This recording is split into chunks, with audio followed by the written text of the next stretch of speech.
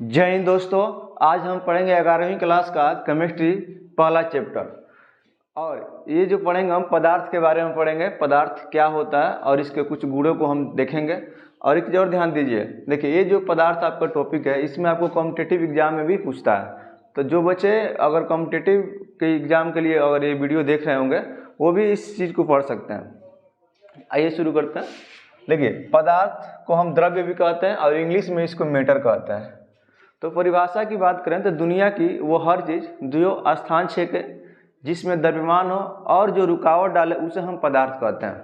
देखिए जो हम बोल रहे हैं उस परिभाषा को आप कॉपी में लिखते जाइए और एक प्रॉपर नोट्स बनाते जाइए।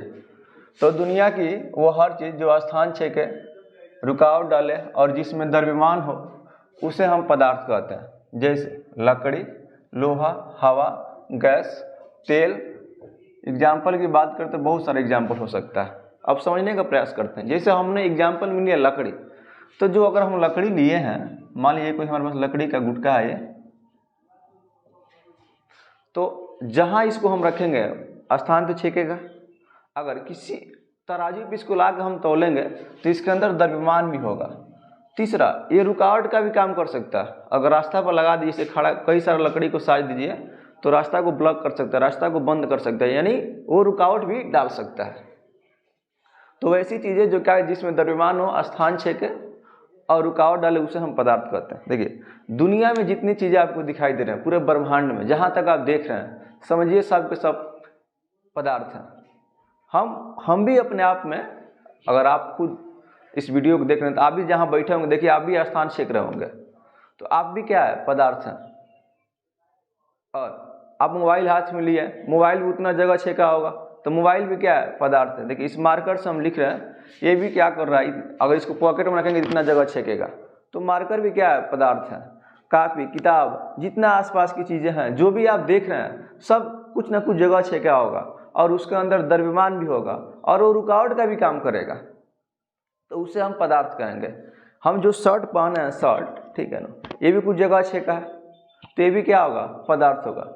यानी लगभग बोल सकते हैं ब्रह्मांड में जितनी चीज़ें हम देख रहे हैं वो सब के सब क्या है, पदार्थ है। पूरा ब्रह्मांड किससे मिलकर बना है, पदार्थों से मिलकर बना है। अब देखिए पदार्थ की जो अवस्थाएं होती है, मुख्य रूप से पदार्थ की 3 अवस्थाएं होती है। एक ठोस, द्रव, गैस। पहला ठोस, सॉलिड बोलते हैं, द्रव इंग्लिश में लिक्विड बोलेंगे, गैस को गैस बोलते हैं। अब इसके कुछ सामान्य गुणों की बात करते हैं। चाहे इसके पहले हम परिभाषा की बात कर लेते हैं, ठोस का क्या परिभाषा होता है और द्रव का क्या परिभाषा होता है। तो देखिए ठोस का आकृति प्लस आयतन दोनों निश्चित होता है।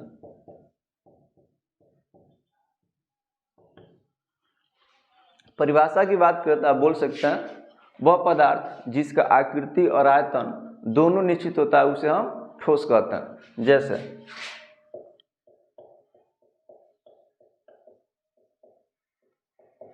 लकड़ी, लोहा, पत्थर। लकड़ी, लोहा, पत्थर ईटीसी कर देते हैं। एग्जाम्पल अपने मन से आप बहुत सारे लिखते हैं, सोना, चांदी, जो आसपास दिखाई दे रहा है, देखिए उसमें ठोस कौन है, उसका आकृति और आयतन दोनों निश्चित होना चाहिए। देखिए ये हमारे पास ये डस्टर है। डस्टर को हम कहीं भी लेके जाएंगे या किसी दूसरे बर्तन में रखेंगे, एक जगह से उठाकर दूसरे जगह, तो इसका आकृति भी सेम ऐसे ही रहेगा और इसका आयतन भी सेम ऐसे ही, इतना ही होगा जितना हम इसको पॉकेट में रखें। आयतन का मतलब होता है वो कितना जगह छेक रहा है, उसी को आयतन कहते हैं। तो पॉकेट में रखें हैं, जितना जगह ये छेक रहा होगा, इसको किसी दूसरे बर्तन में रखें या किसी दूसरे वस्तु में रखें तो उतना ही जगह छेकेगा जितना जगह अभी ये छेका है। तो इसका आकृति और आयतन हमेशा क्या होगा, निश्चित होगा, इसलिए इसको हम ठोस कहेंगे। आप खुद अपने आप को समझिए, आपका शरीर भी क्या होगा, ठोस होगा, क्योंकि जितना आप जगह जहाँ बैठे होंगे ऊपर से लेकर नीचे तक जितना जगह छेके हैं, आप दूसरे जगह भी जाइएगा तो उतना ही जगह छेकिएगा।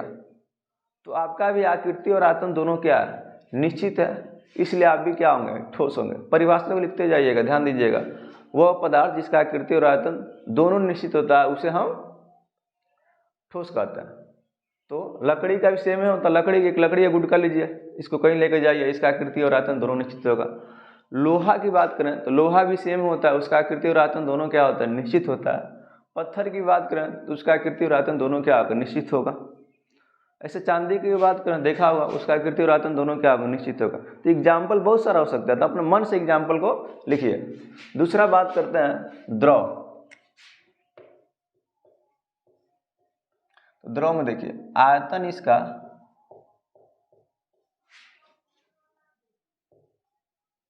निश्चित होता है, लेकिन आकृति इसका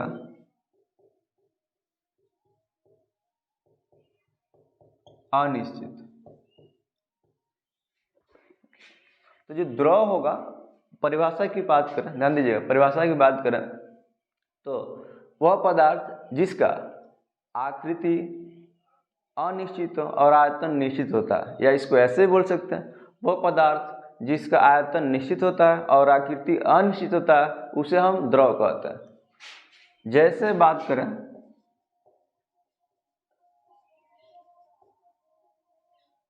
तेल हो गया, जल हो गया,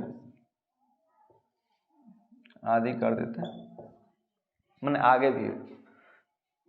पानी को तो देखा होगा, जल को आपने, जल को अगर मान लीजिए 1 गिलास आप पानी लिए हैं तो उसका कुछ फिगर बनाइए, देखिए उसका आकृति कुछ इस तरह होगा। और हमारे पास एक ऐसा बोतल है,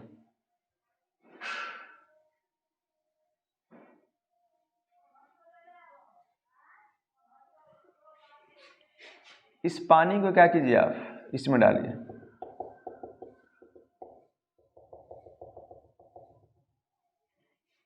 अब रही बात कि जितना जगह इसके अंदर होना चाहिए उतना जगह इस गिलास के अंदर भी होना चाहिए, माने दोनों का आयतन सेम होना चाहिए। आयतन का मतलब वो कितना जगह छेक रहा है, तो पानी जितना इस गिलास में जगह छेका होगा उतना ही जगह इसमें भी छेकेगा।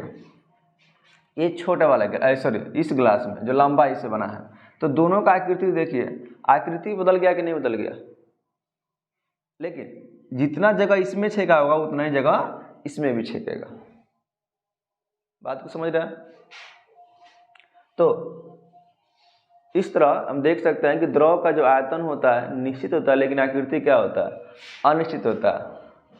देखिए द्रव में होता क्या है कि द्रव को जिस पात्र में रखा जाता है, जिस पात्र में, जिस बर्तन में रखेंगे उठाकर एक बर्तन से दूसरे बर्तन में, वह उसी के जैसे आकृति को ग्रहण कर लेता है, इसलिए उसका आकृति निश्चित नहीं होता है, अनिश्चित होता है। जैसा अभी आपको हम समझाए कि एक कटोरा में पानी लीजिए और उस पानी को निकाल के एक बड़े गिलास में रख दिए, मतलब दोनों में जगह सेम होना चाहिए, नहीं कि 2 लीटर पानी लिए कटोरा में तो गिलास में 2 लीटर पानी अटबे ना करे, उसमें मतलब 2 लीटर पानी रुक जाना चाहिए। तो उठा के इसमें से उसमें जब डालेंगे हम तो देखेंगे उसका आकृति क्या हो गया, चेंज हो गया, लेकिन आयतन उसका उतना ही है। अगर 2 लीटर पानी रहेगा तो 2 ही लीटर पानी रहेगा। तीसरा बात करते हैं गैस की परिभाषा की। देखिए गैस का क्या होता है, इधर लिख देते हैं गैस। तो इसका आकृति और आयतन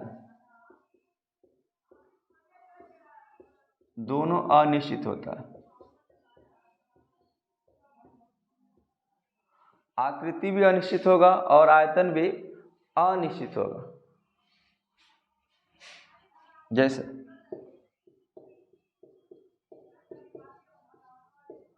हवा N2 मतलब नाइट्रोजन,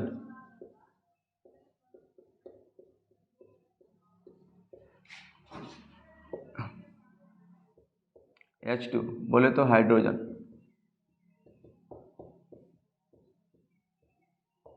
देखिए गैस का परिभाषा की बात करें तो वह पदार्थ जिसका आकृति और आयतन दोनों निश्चित होता है उसे हम गैस कहते हैं।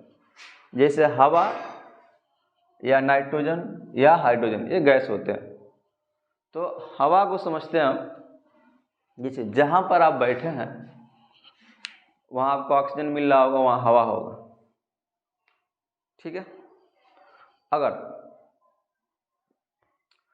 एक हम क्या करते हैं, हवा लगभग एक सिलेंडर में हवा भर के लाते हैं। मान लीजिए वो जो हवा है उसका आयतन, कुछ सिलेंडर कुछ इस जैसा, इस तरह है, इतना मान लीजिए को 2 kg में मान लीजिए, या तो लीटर में मान लीजिए उस सिलेंडर में हवा कितना भरा है, 2 kg भरा है। और इस साइज का कुछ सिलेंडर है, इस साइज का, और उसको ला कर खोल दीजिए। जब खोलेंगे तो जिस कमरे में आप बैठे होंगे, वो जितना बड़ा कमरा होगा उस पूरे कमरे में हवा फैल जाएगा। मतलब उस कमरे के इतना जगह क्या करेगा, वो ले लेगा। तो हम क्या देख रहे हैं, इतना बड़ा सिलेंडर में जब हम हवा को भरे थे, गैस को भरे थे, तो उसका आकृति भी ऐसा ही था, इस टाइप का, और जगह भी इतना ही छेक रहा था वो। लेकिन जैसे हमने इसको खोला तो वो पूरे कमरे में फैल गया और जगह भी बहुत ज़्यादा ले लिया, यानी आयतन उसका क्या फिक्स है, इसमें इतना जगह छेक रहता है, इसमें पूरा कमरा ये नहीं समझिए कि फिगर से छोटा बनाए तो कमरा छोटा, नहीं, समझिए कमरा बहुत बड़ा है, तो इतना जगह क्या कर लिया, ये ले लिया। तो दोनों में डिफरेंस दिखाई दिया कि नहीं, इसका आयतन बदल गया कि नहीं बदल गया, और इसका आकृति बदल गया। इस तरह कुछ यहाँ पर आकृति था, अब आकृति कुछ इस तरह हो गया ना। जिस हिसाब से कमरा होगा उस हिसाब से उस गैस का आकृति भी हो जाएगा और उतना जगह भी छेक लेगा। जैसे आप देखे होंगे 5 kg का सिलेंडर आता है, ठीक है, और एक जो होता है 16 का आता है। तो खैर वो तो अंदर अगर आप गैस देखिएगा तो अंदर लिक्विड के रूप में होता है, किस उसका नाम होता है LPG, लिक्विफाइड पेट्रोलियम गैस। लेकिन अगर उसमें हम गैस को भर दें 5 kg में, और उसको चाहें तो फिर हम भर सकते हैं 18 kg में, तो 18 kg में भरेंगे ना तो उतना जगह छेक लेगा और उसी साइज का भी हो जाएगा। और 5 kg में रहेगा ना तो उसी साइज का रहेगा, उतना जगह छेका रहेगा। तो 5 में रहेगा तो 5 के हिसाब से रहेगा, और 18 में भरेंगे तो पूरा 18 kg कितना जगह छेक लेगा। तो इस तरह हम क्या देखना है, उसका आकृति और आयतन दोनों क्या होता है, अनिश्चित होता है, निश्चित नहीं होता। इस तरह आप ठोस, द्रव और गैस को समझे होंगे। इसके परिभाषा को आप कॉपी में नोट करते जाइएगा। अब हम कुछ गुणों को देखते हैं।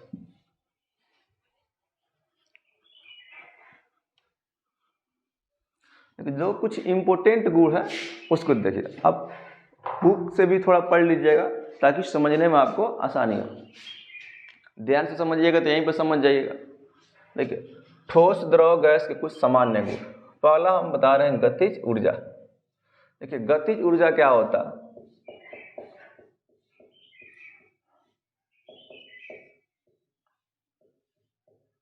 परिभाषा की बात करें कि किसी कण के गति के कारण उत्पन्न ऊर्जा को गतिज ऊर्जा कहते हैं, या किसी पदार्थ के कणों के गति के कारण उत्पन्न ऊर्जा को गतिज ऊर्जा कहते हैं। गतिज ऊर्जा का मतलब होता है वो कण कितना गति कर रहा है। जिसके कण ज़्यादा तेज गति करेंगे उसकी गतिज ऊर्जा ज़्यादा होगी, जिसके कण धीरा गति करेंगे, धीमे से, उसकी गतिज ऊर्जा कम होगी। तो देखिए, यहाँ गैस, द्रव, गैस। देखिए, मुंह खुला है ना, मैंने बड़ा, तो गैस की गतिज ऊर्जा द्रव से अधिक होती है। और यहाँ फिर भी दोनों जगह गैसे लिखा गया, यहाँ ठोस होगा। तो गैस की गतिज ऊर्जा द्रव से ज़्यादा होती है और द्रव की गतिज ऊर्जा ठोस से ज़्यादा होती है। तो गैस वाला ज़्यादा होगा लिक्विड से, और लिक्विड वाला ज़्यादा होगा सॉलिड से। देखिए, यहाँ हिंदी में लिखे होंगे, देख सकते हैं। क्यों, आप खुद देखे होंगे। आप एक गैस को लीजिए और पानी लीजिए और एक किसी ठोस लकड़ी को लीजिए। गैस को भी एक साथ खोलिए, पानी को भी एक साथ गिराइए और ठोस लकड़ी को भी गिराइए, तो देखिएगा गैस का जो कण है बहुत कम समय में जल्दी दूर दूर फैल जाता है, और पानी को गिराएंगे तो उतना दूर तक नहीं जा पाएगा जितना दूर तक गैस गया होगा, और ठोस को गिराएंगे तो लगभग में वहीं रह जाता है। यानी हम क्या देखते हैं, सबसे तेज कौन गति कर रहा है, तो गैस कर रहा है। यानी गैस के कण बहुत तेजी से गति कर रहे हैं। आप देखते होंगे आपके घर का जो LPG, जो आप क्या बोलते हैं, LPG जो गैस होता है, कभी कभी उसको रिसाव होने लगता है, मतलब कभी कभी खुल जाता है, तो हम बहुत दूर बैठे रहते हैं, जैसे खुलेगा तुरंत वहाँ तक उसका महक चला जाता है, हाँ कि गैस खुला है। लेकिन वहीं अगर पानी गिराएंगे तो क्या उतना दूर तक जा पाएगा, ठोस को गिराएंगे तो क्या उतना दूर तक जा पाएगा, नहीं जा पाएगा, क्योंकि ठोस और द्रव की कणों की गतिज ऊर्जा गैस से कम होती है और गैस की गतिज ऊर्जा सबसे ज़्यादा होती है। तीसरा बात करते हैं इनके घनत्व का, तो ठोस का घनत्व द्रव से ज़्यादा होता है, घनत्व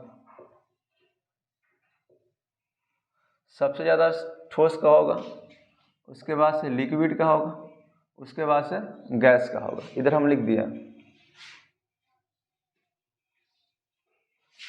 अब देखिए क्यों ज़्यादा होता है, तो एक फॉर्मूला होता है घनत्व बराबर द्रव्यमान बटा आयतन। देखिए ये देखा जाता है कि सबसे ज़्यादा आयतन का जगह छेकना, सबसे ज़्यादा जगह कौन छेकता है, गैस, और गैस के कण जो होते हैं काफ़ी दूर दूर रहते हैं, इसलिए इसका आयतन क्या होता है, ज़्यादा होता है। तो जब आयतन क्या होगा, बढ़ेगा, तो घनत्व क्या हो जाएगा, घट जाएगा। और आयतन जब कम होगा, माने आयतन जब आयतन क्या होगा, घटेगा, तो ये घनत्व बढ़ता है, और घनत्व बढ़ता है तो आयतन घटता है। तो ठोस का आयतन उसके कण काफ़ी नज़दीक रहते हैं, ठीक है, इसलिए इसका आयतन निश्चित होता है और कम भी होता है, इसलिए ठोस का घनत्व क्या होता है, ज़्यादा होता है। खैर आप रफली ऐसे याद रखिए, अभी नहीं समझ में आया तो ठोस का ज़्यादा होगा, द्रव का कम होगा, फिर उसके बाद से गैस होगा। फिर इस चीज़ को हम आगे पढ़ेंगे तो समझा देंगे डिटेल से। तीसरा अंतरा आणविक आकर्षण बल, तो ठोस में सबसे ज़्यादा होता है, उसके बाद से द्रव में, उसके बाद से गैस में।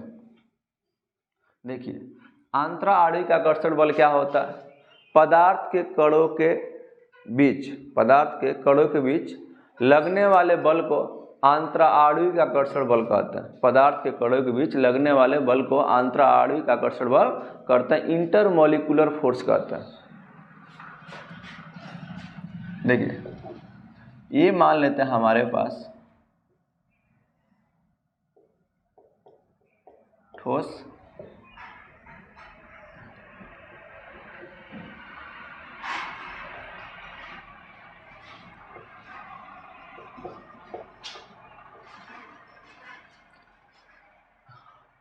ये ठोस कोई वस्तु है, इसमें जो कण होगा हमारा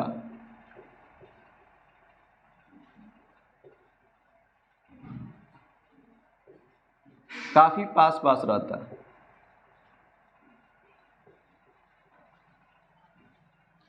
और इस द्रव में बात करें तो इसमें जो कण होते हैं काफी दूर दूर रहते हैं, और गैस की बात करें तो गैस में तो और दूर दूर रहता है।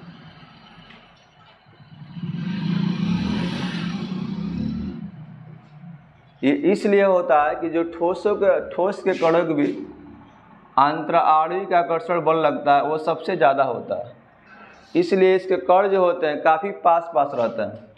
और द्रव की बात करें तो द्रव में कण दूर दूर होते हैं, दूर इसलिए होता है कि इसमें अंतरा आणविक आकर्षण बल कम होता है ठोस के अपेक्षा। और गैस की बात करें तो इसमें अंतरा आणविक आकर्षण बल सबसे कम होता है ठोस द्रव गैस के अपेक्षा, इसलिए गैस के कण बहुत दूर रहते हैं, इसलिए इसमें हमने दूरी को ज़्यादा दिखाया होगा। अगला बात करें अंतरा आणविक स्थान, तो अंतरा आणविक स्थान परिभाषा की बात करें तो पदार्थों के कणों के बीच पाए जाने वाले खाली स्थान को अंतरा आणविक स्थान कहते हैं। इंग्लिश में बोले तो इंटरमोलिकुलर स्पेस कहते हैं। देखिए इसमें ये ठोस द्रव गैस बनाया है, तो सबसे कम जगह किस में है, तो आपको ठोस में दिखाई दे रहा होगा, और सबसे ज़्यादा जगह रिक्त स्थान किस में है, गैस में है।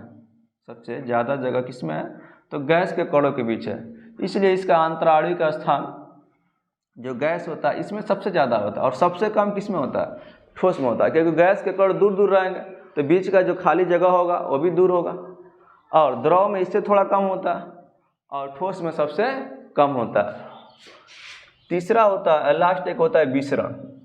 विसरण का मतलब ये होता है कि किसी कण का दूसरे कण में मिल जाना, उसी को हम विसरण कहते हैं। तो गैस के जो कण होते हैं, गैस के कण वो गैस के कण एक दूसरे में बहुत ही जल्दी मिल जाता है। इसलिए गैसों में विसरण सबसे अधिक होता है, द्रव में सबसे कम होता है और ठोस में बिल्कुल कम होता है। जैसे आप देखे होंगे, इत्र देखे होंगे, अगर हम क्या करें सेंट को यूज कर लें, ठीक है ना, अगर शरीर में मार रहा है तो हवा के साथ मिलकर बहुत ही जल्दी फैल जाता है। तो इस तरह एग्जाम्पल के तौर पर समझ सकते हैं। लास्ट जो होता है सासंजक बल, सासंजक बल उसे कहते हैं समान अणुओं के बीच लगने वाले बल को सासंजक बल कहते हैं।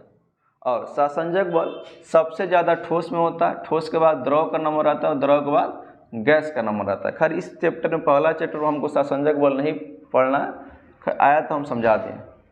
समान अणुओं के बीच लगने वाले बल को सासंजक बल कहते हैं। ठोस में सबसे ज़्यादा होगा, उसके बाद से द्रव में, उसके बाद से गैस में। इतना चीज़ को आप समझे होंगे। फिर इस चीज़ को आगे हम पढ़ेंगे